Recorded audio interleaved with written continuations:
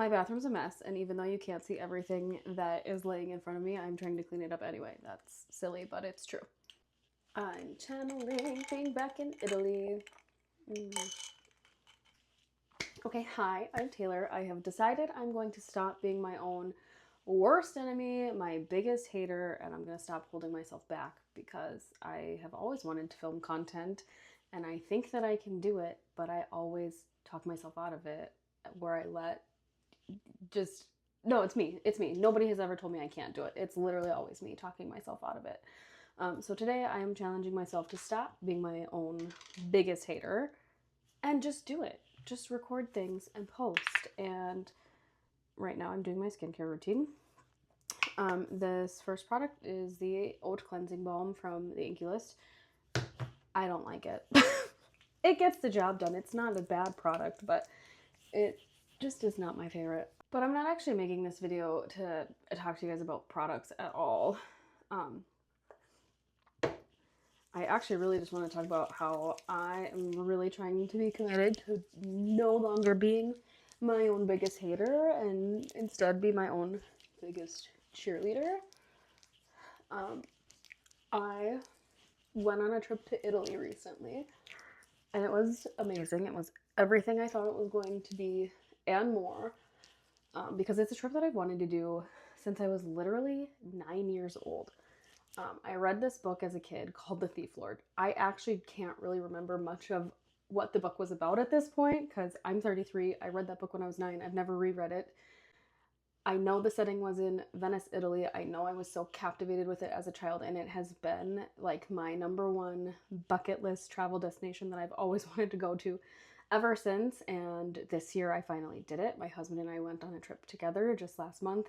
It was incredible, and it's also so this trip to Italy it's kind of changed my life in a way because I have now come to realize that so many things that I have done like as a young adult into my 30s now have been all of these like goals and things that were projected upon me as a kid versus being things that I was like actually drawn to and interested in as a child. And I know like all of those projections, like all of that came from a place of like care and love for me and not wanting me to have a future that is like scary or unsustainable. And also, it really led to me like not knowing who I really am. And that is kind of a scary place to be in your 30s of not really knowing who you are. The goals that were projected upon you and like the accomplishments that I've made. So it has me on this kind of journey has me on this like mission for myself to try new things and learn what do I really like and what am I really interested in. And I know content creation and like photography are things that I wanted to explore more much earlier in my life that I never really did.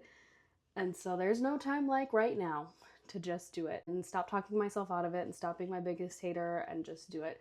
And if you're experiencing these feelings, I really think that you should also give yourself a personal mission to learn who you are, what you like, and like learning who you are so that you can love yourself deeper and live a more fulfilling life. That's my little rant.